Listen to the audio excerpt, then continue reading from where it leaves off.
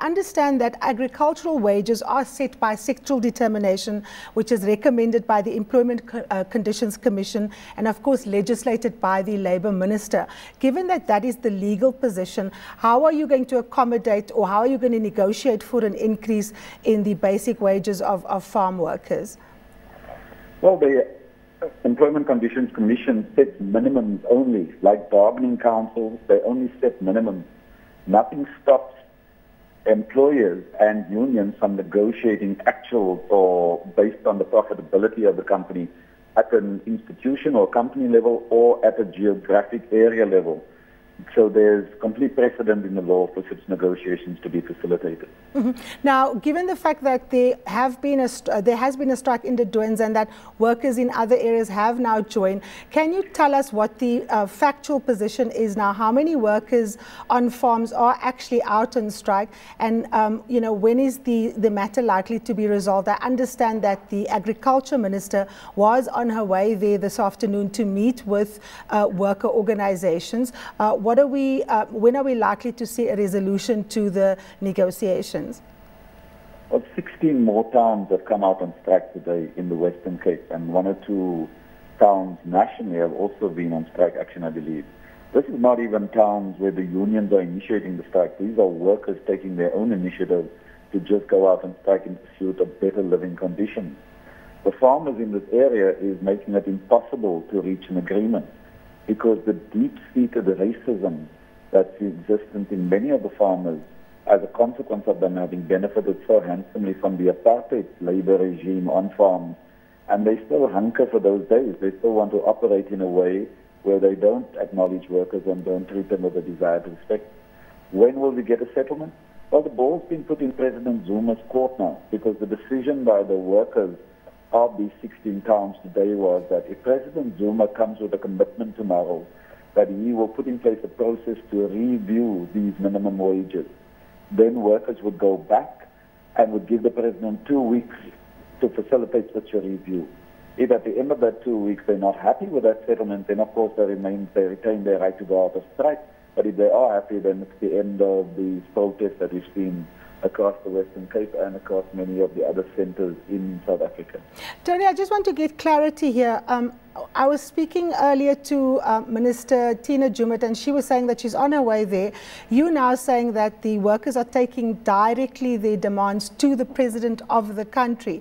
Have you relayed this information to the Minister? Is she the conduit, or are you dealing with the Presidency directly? How has this moved from an issue around farm workers to a question that the President now has to get directly involved in? Well, any piece of legislation is not only that ministry's legislation, it's the government's position. You may have a lead minister, but the government ultimately has to decide on a position. Now, we've communicated our demands to the agricultural minister, who was in a meeting with us today from about 3:30 to 5, and we've asked her to communicate that to the president and the interministerial committee and to give us feedback tomorrow. If the feedback is positive, then all those towns will be back to normal. So, if the feedback's not possible, then the strike continues. Tony, let me just be clear here. You are basically asking for an amendment on the living wages of farm workers. Take us through what that would involve in terms of the legislative process. What exactly is it that the President would have to commit to for workers to in fact be satisfied? Well, what workers are saying is that this low-scale war with the farmers in the Western Cape will continue unless there's some intervention from the presidency. The kind of intervention that they require is a measure that says the president is going to initiate a review. Any law in South Africa can be reviewed. You would have seen the quick reviews we did during the World Cup. So you can review things very quickly depending on the political will. Here we have an instance where political will has to be demonstrated, and the leader of South Africa must take a decisive step in intervening in a matter that's becoming more volatile with every day that passes. I've heard about many instances of really worrying developments in some of the other farming areas where workers have also come out and strike. Now, given the fact that we've had the Marikana massacre and the fact that a lot of the labor unrest there happened outside of the bargaining process, there were several interventions with all these stakeholders urging all the parties to return to bargaining processes and bargaining councils. By asking the president to directly intervene, are you not undermining the existing bargaining councils that exist for agricultural workers and for farm workers? Well, there's no bargaining council. There's only this Employment Conditions Commission thing that have really set wages over 3 years with a minimum inflation-related adjustment every year. So that's a deal that was done for 3 years. That deal is clearly not acceptable. How can 69 Rand a day be acceptable to any worker? And that's why that deal is now coming undone, that workers are in opposition to continuing to work under those conditions, and they're asking the president to intervene and change that law. It's just a technical process, but it's an easy technical process to manage, to get changes in place.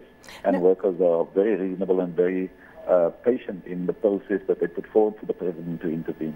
Now, the discussions obviously also have to include farmers and agricultural organizations. Tony, what is the level of engagement that striking workers through the relevant organizations have had with employer organizations and farm owners?